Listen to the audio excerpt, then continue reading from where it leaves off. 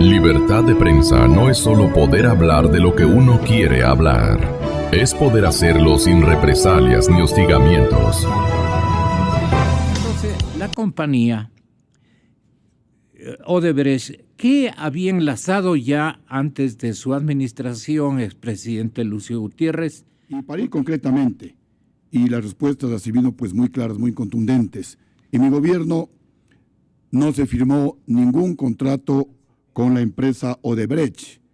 Según lo relatan los medios de comunicación, en forma muy corta, lo voy a leer, en marzo del año 2000, el gobierno del presidente Gustavo Noboa a esta empresa, a Odebrecht, le adjudicó la construcción de la central hidroeléctrica San Francisco en Baños, Tungurahua, y lo que hizo mi gobierno a partir de noviembre del año 2003, como también se relata en esta nota de prensa, es iniciar la construcción de esa obra que había sido contratada en el gobierno anterior.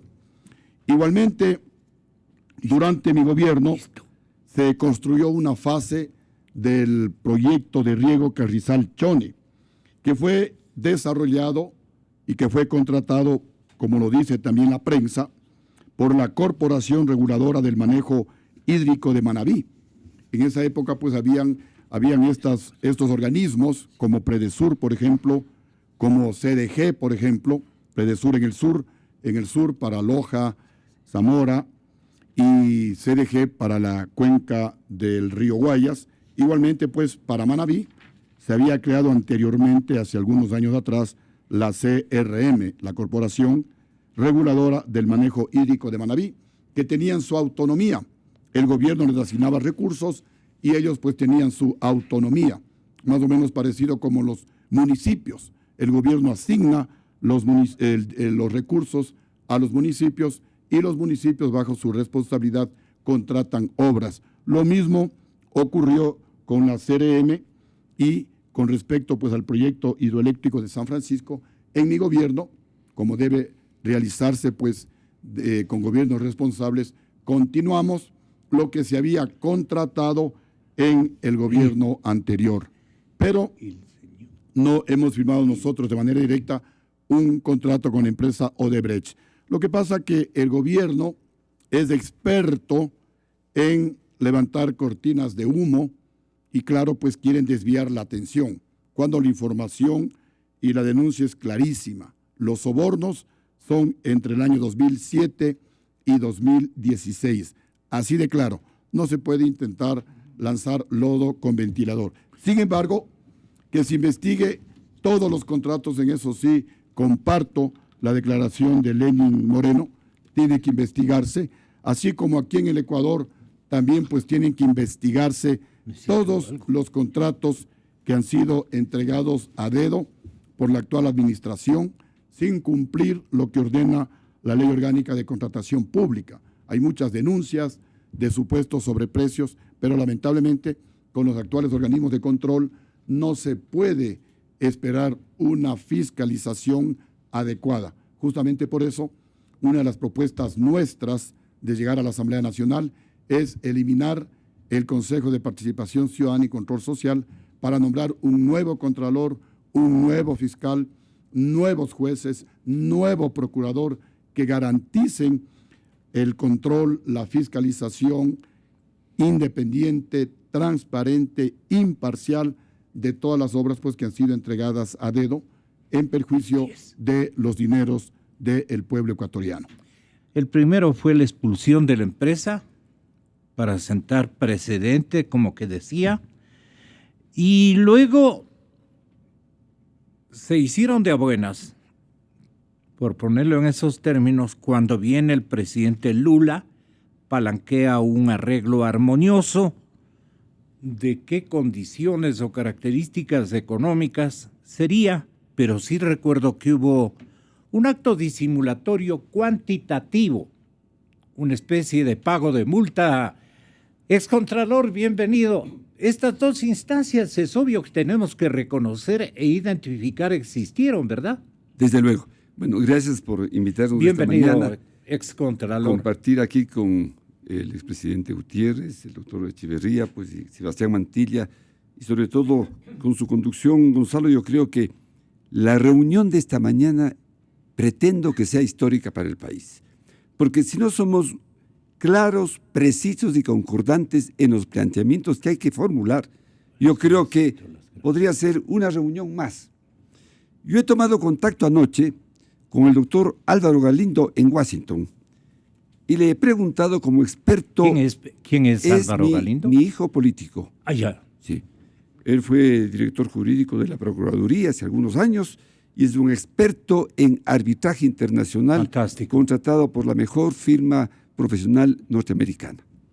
¿Cuál es el punto de vista que tiene él? Y le he preguntado con qué derecho el Departamento de Justicia de los Estados Unidos puede hacer lo que está haciendo, imponer una multa a la empresa Odebrecht y a su socia.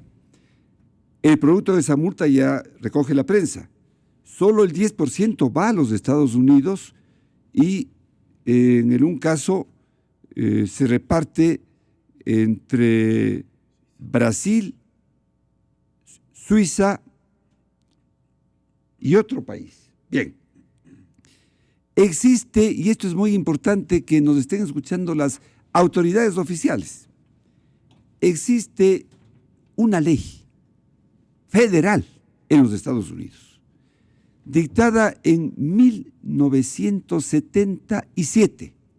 Fue el primer país del mundo que dictó una ley para combatir y sancionar los sobornos que se producen en cualquier parte del mundo y que afecten directa o indirectamente a los Estados Unidos en tanto en cuanto las firmas que hacen o practican esos sobornos tienen, aunque sea una pizca de presencia en los Estados Unidos. ¿Qué compañía internacional importante no tiene cuentas, sucursales o agencias en los Estados Unidos? Yo creo que todas las del mundo.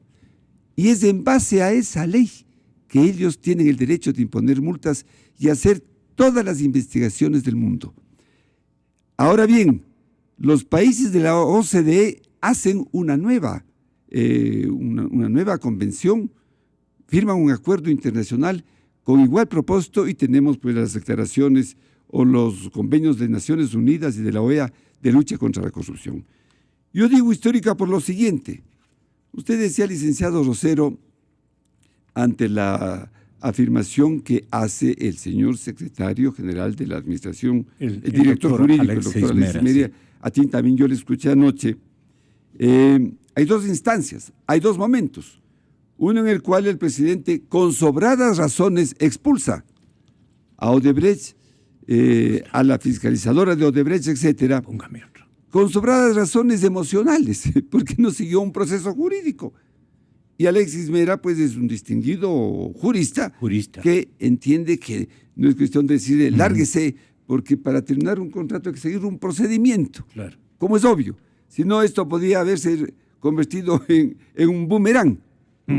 De tal manera que... ¿Y ese procedimiento que usted conozca existió? Claro, no, porque fue una declaración en una sabatina, lárguense, terminen los contratos con los 4 contratos que había en ese momento y lárguense. Cuando advierte... Pero la fiscalizadora en realidad cesó en sus funciones. Sí, claro. Eso conozco yo. Es que terminó todo ese momento, pues se mandan sacando. Pero claro, no estoy defendiendo a Odebrecht. El informe de Contraloría y todo lo demás es muy válido en cuanto a todo aquello que dio motivo a esa expulsión, había razón. Claro. O sea, usted le aplaudiría a la distancia este gesto del presidente Correa. No, y todos deberíamos aplaudir hasta este instante. Hasta ese instante. Desde luego que lo que no estaba bien es la forma como se hizo, porque jurídicamente decimos todos pues los contratos o las... Bueno, pero estaba inaugurando su nuevo estilo y... Así es. Y luego cuando advierten que esto no estaba bien hecho, pues es que se hacen de a buenas, viene el señor Lula acá a hacer el lobby. Pero, esto sí es que históricamente hay que reclamar.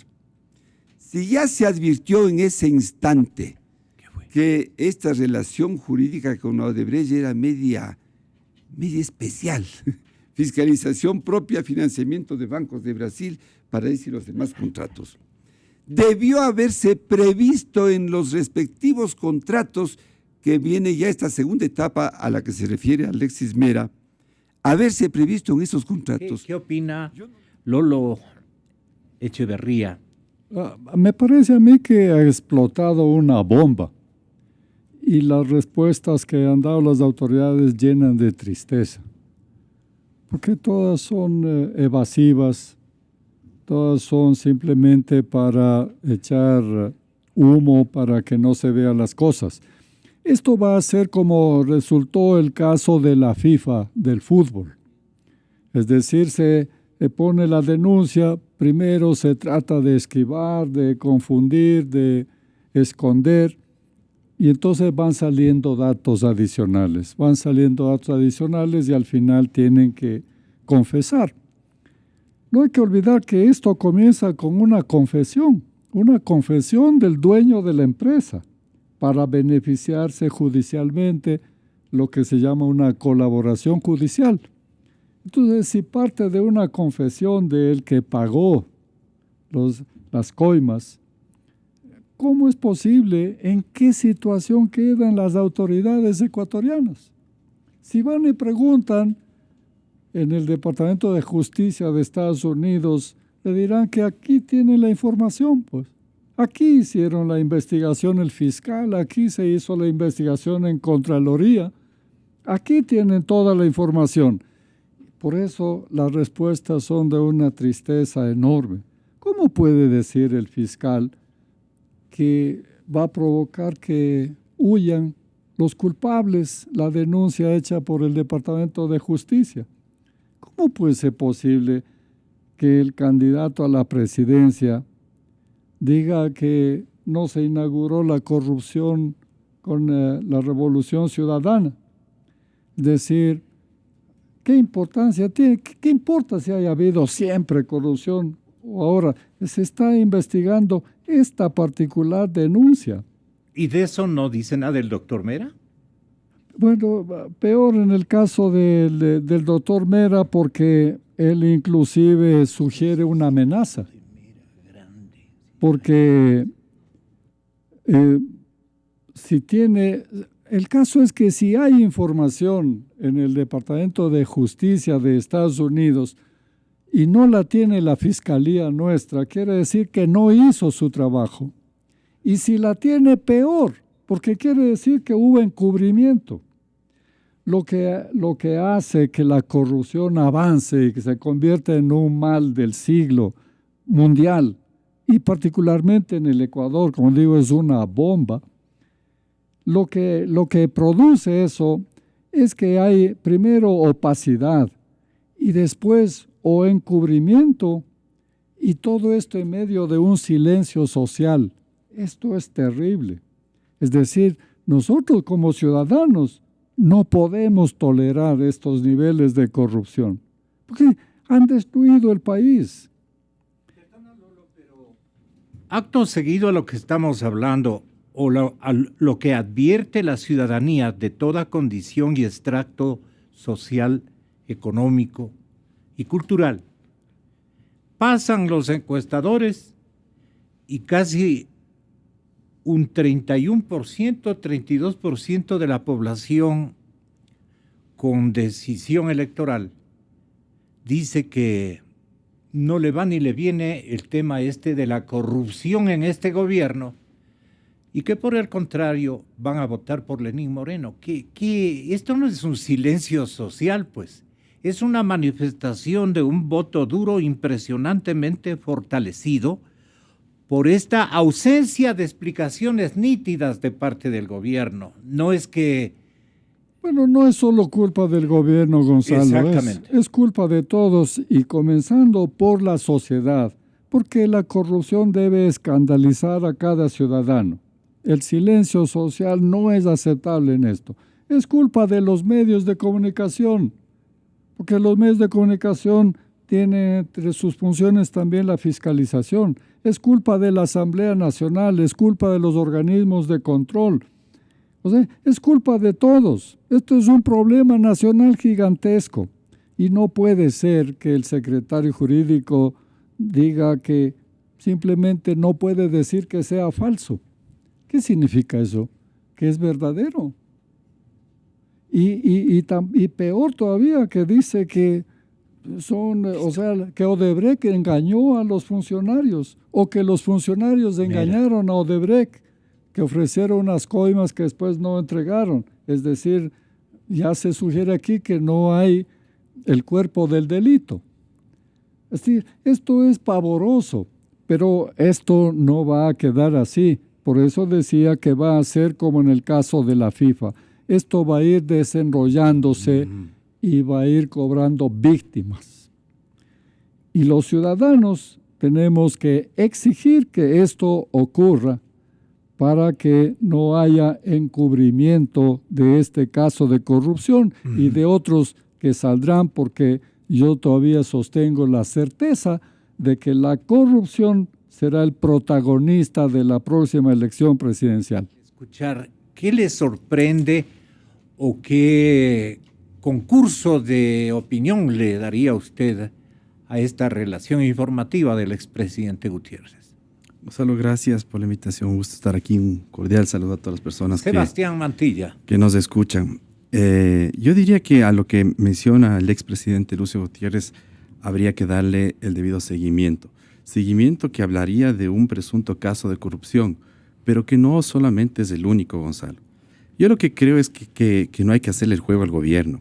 ¿En y los qué medios sentido no habría que y digo, hacerle los el medios juego? de comunicación también no tenemos que hacerle el juego al gobierno.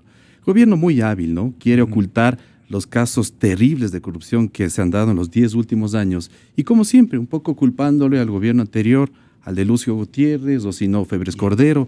Pero yo creo que, Gonzalo, el discurso de recurrir al tema del gobierno de Gutiérrez o de Febres Cordero, etcétera, ya está, digamos, como agotado. La gente ya no les cree.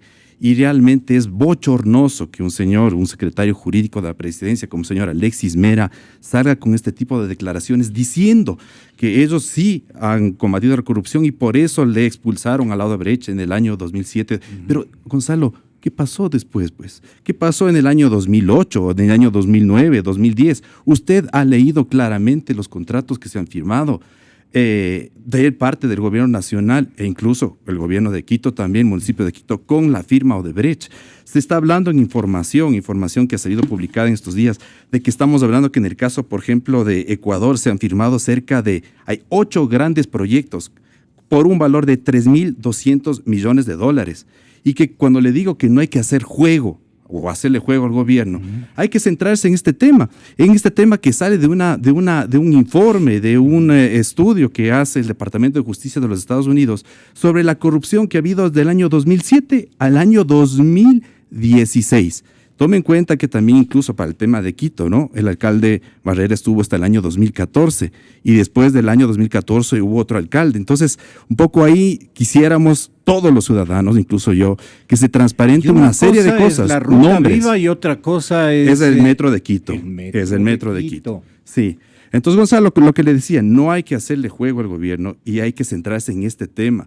Que si es que no hubiera salido... Perdón, falta investigación de los medios de comunicación. También, Gonzalo, porque mire, yo en el caso de los medios grandes, no estuviera esperando a ver qué es lo que dicen los medios. Yo hubiera mandado un reportero a Brasil, hubiera mandado un reportero a los Estados Unidos, a Washington, hubiera ido a reportear y preguntarle al fiscal en Estados Unidos o al departamento, a la jueza. Lo que quiera decirnos de su palabra es harto significativa para este esfuerzo, si se quiere histórico, no porque esté de por medio el micrófono de Radio Democracia, sino porque las personalidades que han asistido van a ser recordadas exclusivamente por relatar la verdad. Aquí está Eduardo Valencia. Buenos días, economista. Yo conocía a Odebrecht desde hace muchos años. Pero el tema no es solamente Odebrecht. Aquí hemos topado, más bien dicho, han topado todo el tema de Odebrecht. Pero no se olviden nunca que el problema en el Brasil no es solo Odebrecht, es también Petrobras. Las dos son gemelas en esta materia. Y no solo eso, yo añado que inclusive hay un banco en el Brasil que se llama el BNDES, que también está inmiscuido en todos estos negocios. provee el financiamiento para que la una o la otra empresa realice sus contratos en determinadas áreas. Y así como en China hay una empresa financiera, hay otra que maneja el petróleo, en donde también hay temas de corrupción graves en este propio gobierno. Y no nos olvidemos nunca, o sea, si pudiera descubrir todos los documentos que traje, solito acapararía la palabra y no es mi intención. Hay un alto funcionario en China que manejó el sector petrolero.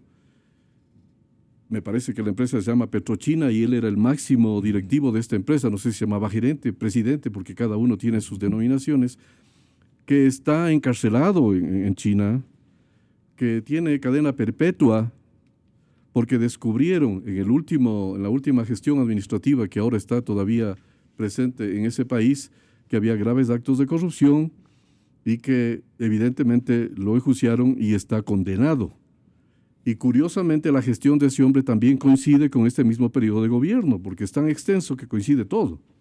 Entonces estoy abriendo el panorama, porque no es solamente Odebrecht. Odebrecht tenía una pésima fama desde que yo soy funcionario público, al punto en que cuando yo alguna vez, no me acuerdo bien si fue con Odebrecht o fue con Petrobras, sinceramente no me acuerdo, yo recibí una encomienda de viajar a Río de Janeiro para concretar unos aspectos financieros de un determinado financiamiento, una cosa que duró un día y nada más, pero me cuidé mucho, tal era la fama que tenía, la mala fama que tenían esas empresas, que yo me cuidé mucho, por ejemplo, de que el momento de pagar la cuenta del hotel estuviera registrada que yo pagaba la cuenta del hotel. Usted sabe que todo funcionario público recibe viáticos. Y cuando llegué a la ventanilla a pagar ese viaje muy corto, que viajé además acompañado por una funcionaria muy apreciada por mí y el colmo de honrada, porque además viajamos en una misión absolutamente técnica, yo no suscribí nada, no firmé nada, no tuve ningún involucramiento ahí. Pero el momento de acercarme al hotel ya me había sido pagada la cuenta. Entonces yo, por si acaso, me fui donde la funcionaria y le dije que de ninguna manera yo aceptaba eso, que quería hablar con el gerente del hotel. Y le pedí al gerente del hotel que deshaga ese pago, hice yo el pago y pedí una certificación de que quien había pagado la cuenta era yo. ¿Cómo no puede ser de otra manera? Uno jamás puede exponer el nombre ni propio y peor el de un país en este tipo de relaciones, con quien quiera que venga de donde venga. Así que bueno, le cuento eso porque ya la fama era muy mala. Ahora, el tema, después de todas las cosas que aquí se ha dicho que son muy importantes, yo difícilmente puedo añadir algunos aspectos concretos o no al asunto. Pero lo que sí le quiero decir yo es que está visto que en el manejo de los grandes proyectos de inversión, en este gobierno como en ninguno, ha desarrollado intensamente la corrupción. Corrupción ha habido siempre. Y ahora lo digo de esa manera porque tampoco voy a poder desglosar lo que yo conozco de otros gobiernos. No es el momento, ni usted me ha preguntado eso.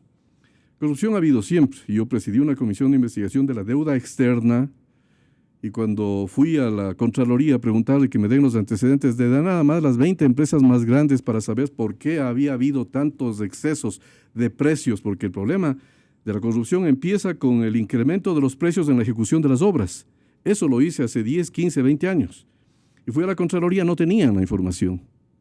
Porque yo sabía que por esos excesos de precios, lo que se llama sobreprecios, es que ningún presupuesto del Estado puede cumplir con esos presupuestos y siempre recurren a la deuda externa, es decir, el resultado de la corrupción es la deuda externa, que mal termina pagando todos los ecuatorianos.